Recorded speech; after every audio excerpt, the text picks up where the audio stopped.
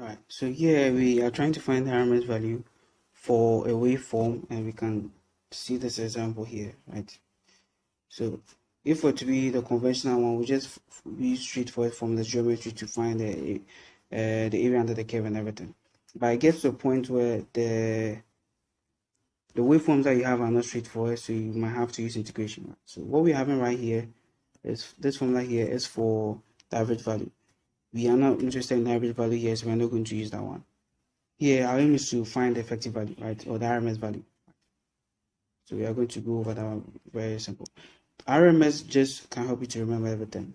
So the very last thing that you do will be to find the square root. So right, that's why it's at the very end here. Let's see, that's why it's here. So the very last thing will be to find the square root, and then before that you find the mean value, which is we divide by the period, right? So the square root is here. This is the square root that we see, right? And then the mean value is because you are dividing it by the period, right? And the square is where we square the function, which is what we see here. So the integration method has all these put into it just to make sure it's straightforward, whichever way. It's just a summary of the whole steps in the RMS when you're trying to find the RMS manually, like step by step. Okay, so we are going to use this waveform here to do that. So the first thing to do, because we are using the formula, we're just going to go straight. We know how to do square root, fine. We know how to find the period. So let's see. But for this particular cycle here, we could see clearly that it goes like this, it moves like this, and it repeats again. But then it's not always that you even see a double. At times you might even, let's see, what you see is from here, all these are out, but I just see this complete cycle and it ends about here. But I'm just trying to tell you that the one that you've seen complete is the actual, like a full cycle, right? But then let's see. So RMS, right? RMS. We know how to find root. We know how to find the mean. The squaring is a thing because we are dealing with two different areas here, right? This looks like a complex curve, like composite, like it's made up of more than one shapes, right? And we can't find the areas together. So that's what we do. What we do is we find so let's go back to formula. So because there's a function, we try and look at this particular function, we find the area, the squared area under it. For this one, we find the squared area under it. We add all of them, find the mean, and then we do the square root, right? And then we do the square root. So that's what we're doing for this particular one here. Okay. So now let's find it. Now we are starting with the sine part of it, which is this one. And it's not always that when you see this means it's a sine curve. There will be a way that they will identify that there's a sine curve or whatever. Okay. So we are starting with the sine part. The sine part, right? So that's what we do. We need the areas, right? So the area, let's just make it S, right? Or A1, just area 1. Right. When it comes to a sine curve, when I'm trying to find the area under it, it's basically the peak value. Let's just do this. So the area under a sine curve, area under a sine curve, is basically the peak value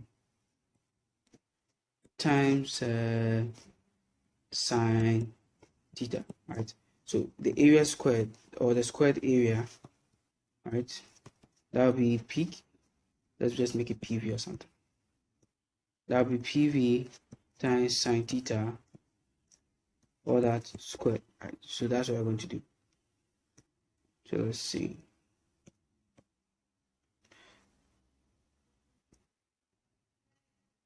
Okay. So now we're here. All right. So now to find the area. So let's see the area. So A1 that we're talking about here, right, which is a squared area. That's what we are doing because we are doing RMS, right? So that will be, we have the period already, right? Because we are doing integration for the sine part, right? It moves from 0 to pi, right? So the integration will be from 0 to pi, right?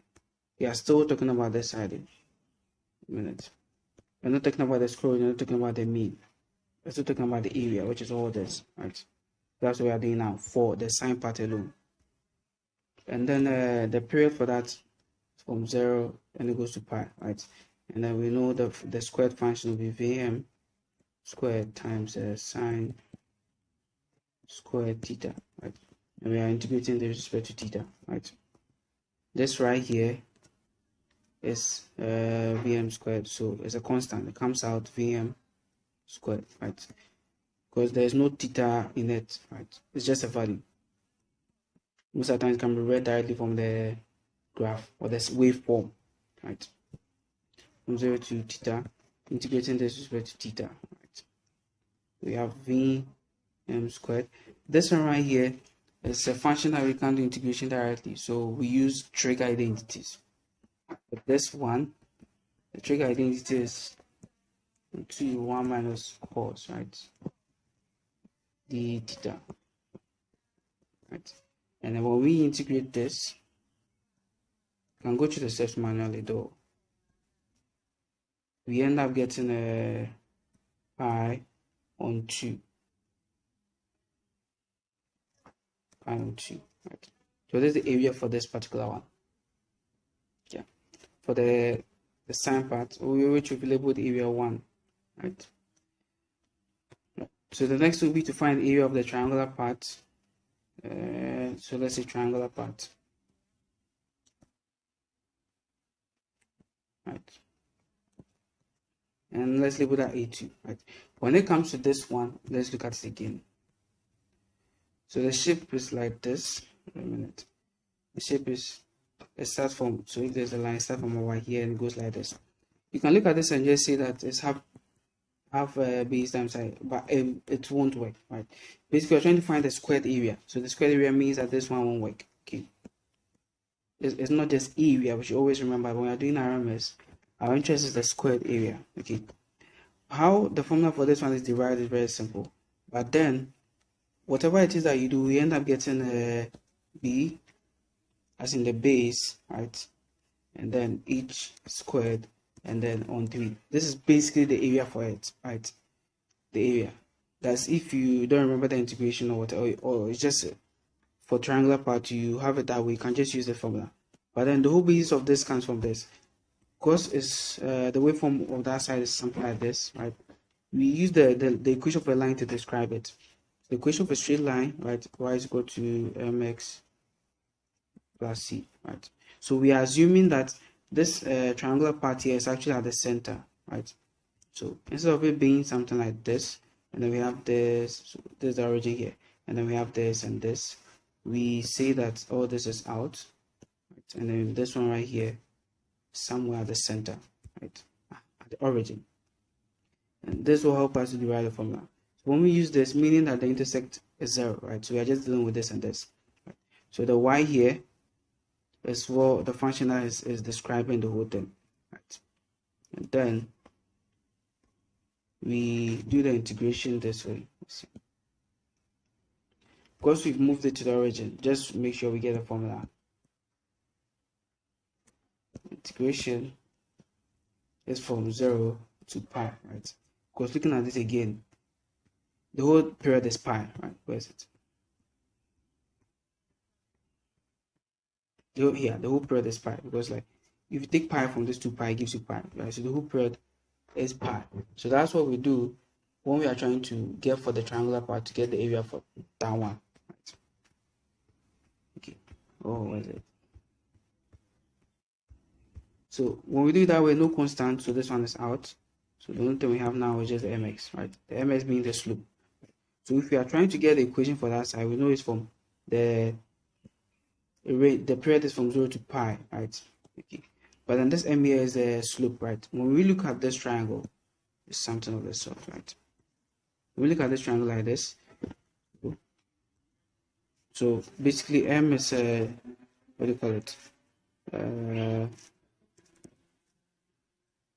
Ui dx, right? Okay. So the y here is basically 0 and then vm here, right? Which is the peak of it, right? The peak of it. Minutes. Before we even get to this one, we'll come back. We are basically trying to get the area. So the area, this is the area, A1 area, right? Okay, so this is A1 area squared. Okay, yeah. Okay. this A2, let's make it clear. So A2 area, this was given us. That's the what we are trying to do now, right? So that will be from 0 to pi, right? And then this the slope. We have here to be because from the original graph, the waveform was it. This one is in line with this one, right? So we just say it's just the peak again, which is the VM, right? Okay.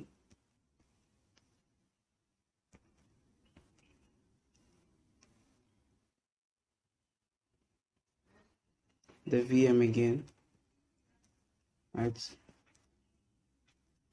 And then the base is 0, so minus 0 is the same thing. And the down, which is from here to here, we are assuming that is at the origin. We drew something. Okay. We are assuming that it's at the origin, so it's just from 0 to pi, right? So here will be pi minus 0, right? Which gives us the slope, right? Just it's taken care of. And the x here is the theta that we are talking about, right? So that's just d theta.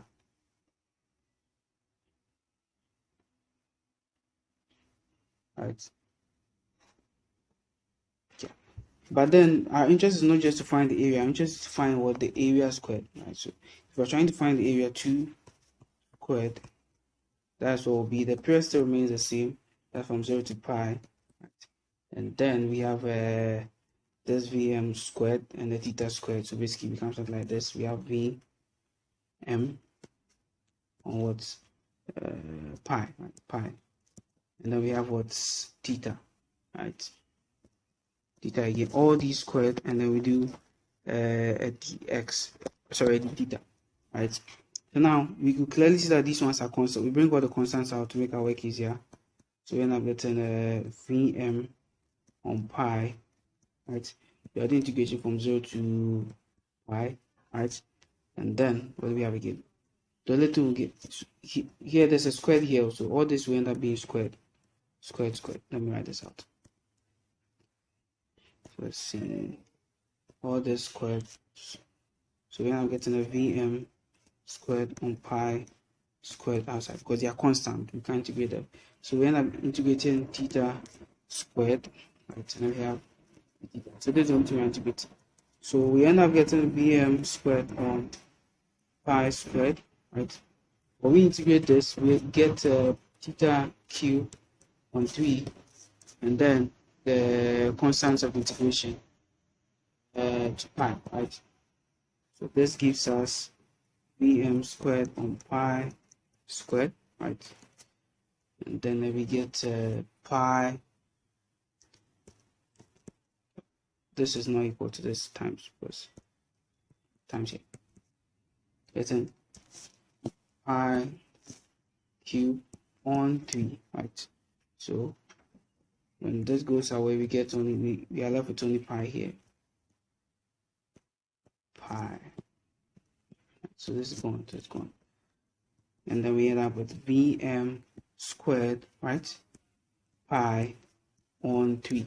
And that's the basis for what we're seeing that the triangle, what do you call it? The area under this, the right angle, a squared right angle triangle, right? Is base times height squared on 3, which we said earlier, right? We wrote somewhere. So that's what we're saying. So this is how the integration goes and then finds this and gives us this. So basically these two are the same. Right? So this the Vm here is the height, so something like height squared base on 3. So that's how we went about this to get the bh squared on 3. That's the whole thing. But now we are just using what is there to give us the formula, right? So this is what we have. So this is the area under the square right angle triangle, right? So now that we have these two areas, we sum them up and we get the total area, right? So area total, the squared, yeah. So let's just put the squared here, right? The total squared area under the whole waveform, one full cycle, is what was the first one? Okay, so that's pi Vm squared pi on 2. That's Vm squared pi on 2, and then we have Vm squared pi on 3. So basically we are getting Vm squared pi and then 1 on 2 plus 1 on 3, right? So let's see.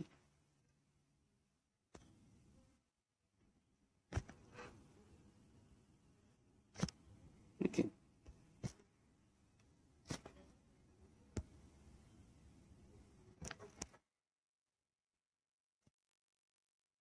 Okay.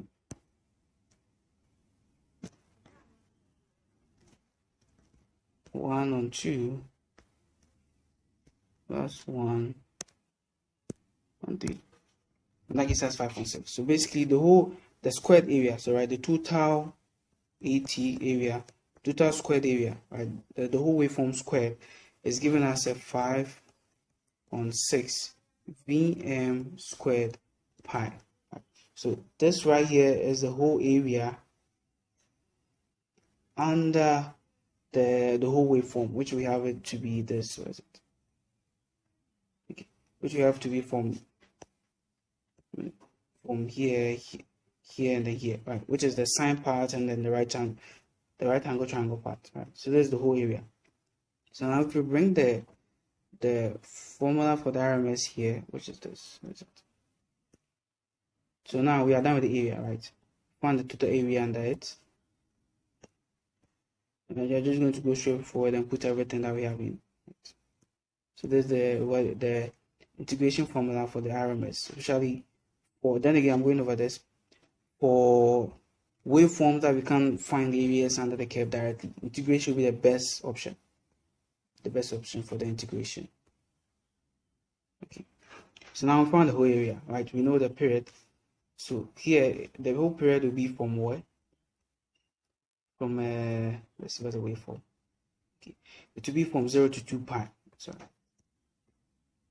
It will be from 0 to 2 pi. So from this to this, that's for the entire cycle, right? Because we are done with the individual ones. Now we're talking about the entire cycle. So that's what we'll get. Okay. So then the RMS that we are looking for will be 1. And then the whole period is 2 pi, right? We've done the integration already, and that's 5/6 Vm squared. Let me write this out. So Vm squared, and then we have a pi, right? Get started. So right here we can do some calculation. This goes. Right. So we have RMS being square root of 5 Vm squared on 12, right? That's basically, so let's see. That gives a square root fraction. We have so this one, the Vm is even square root, so we just have Vm, right? And this gives us square root of 5 on 12 here, right? Because Vm here, meaning you are talking about voltage, so this entire thing here will have a unit of volts, right? Remember, unit is very important. The moment you miss the unit, you're talking about something else. So we are going over this. This was a complex waveform. It's not a straight one. We had 2 parts. We had the first part, which is this one right here. This one, right?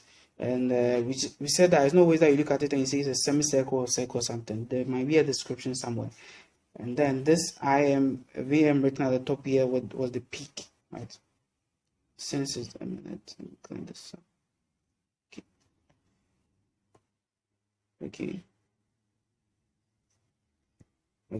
So this sign here is just saying that we are describing the waveform. This just part, and we are seeing this side here is a sine wave, right? So there's a description that will give.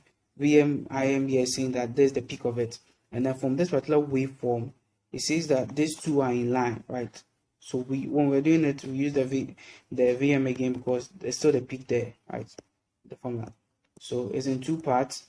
We have this part here. We found the part for this one, the area under the squared area of this. We found the area under this squared function here. We place them together, right?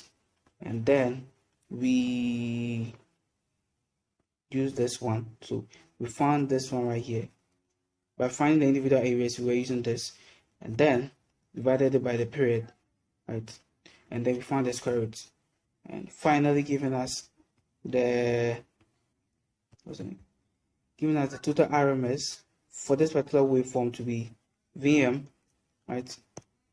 The peak, which we said will be a value times the square root of 512 volts, right? So that's what we get.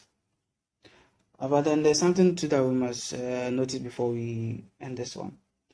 When it comes to AC, one common waveform is that we have this, just this, and it will just be a sine wave, just entire sine wave throughout, right? So the sine part is just saying that if you are trying to find it could be volt, let's say, we said V is equal to IR, right? And then when it comes to these ones, the only thing that could be sinusoidal is V or I, right? R is constant, right? Or something. Yeah. So here could be either V or I, right? Which you've said. So these are the only things that could be changing with time, right? And we have here to be time, seconds or something. So when we are doing something of this sort, at any point in time, there's a particular volt or current of interest, right? So that volt or current is what we call instantaneous, and it's just a part of the whole sine wave, right? So if you are trying to find the instantaneous, so it could be something like that. Let me see, VI or something showing instantaneous. It's just a part of the maximum, and with this one here, we said is the peak, right? If it's an actual sine wave, this will be Vm or something. Vm peak. If it will be only voltage, let's say it's not I, and this one will be negative Vm, right? So we are saying that to find the instantaneous is the Vm, right? And because this is a sine wave, sine, right? And then we have W, which is something we call the frequency, or the angular frequency, right, in radians, and we have T. So the sine is performing on this, right?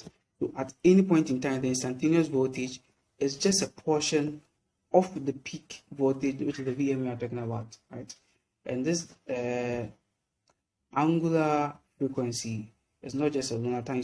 You see that you see this way or you see this. We have Vm, we have sine, and here we have 2 pi f, right? And this T comes back in. So you see that this or this. So at any point in time, the instantaneous voltage, whether it's current or voltage, is a function of the peak value, right? So instantaneous current will be Im, and we have Im, minutes. Im, and we have sine 2. Okay, so we just this, just Wt, right? Which could be Im sine, right, in bracket 2 pi f and T, right? Where we know the f to be the frequency, but then this W here is angular frequency. Okay. So when it comes to AC, these are some of the things that we should take note to make the understanding of it easier. Right.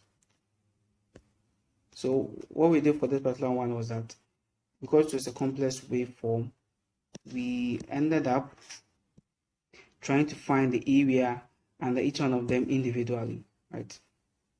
And in so doing, we found the area under the squared functions, and then we found the mean. So we found the mean. So we said what? A minute. We said RMS, right?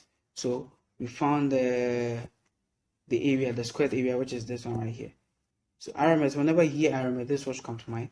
S is a squared area, right? You find the squared area under each function, and then you find the mean, which is when we divide it by the period, right?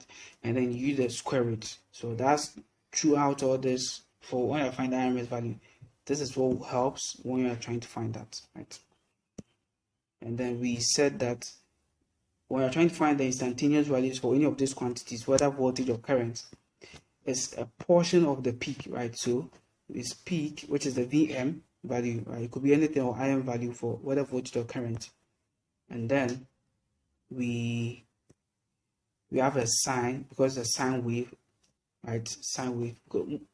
The rest of the course will mostly be about sine wave, because that's the common waveform for AC current or AC quantity, whether voltage or current, right? Right.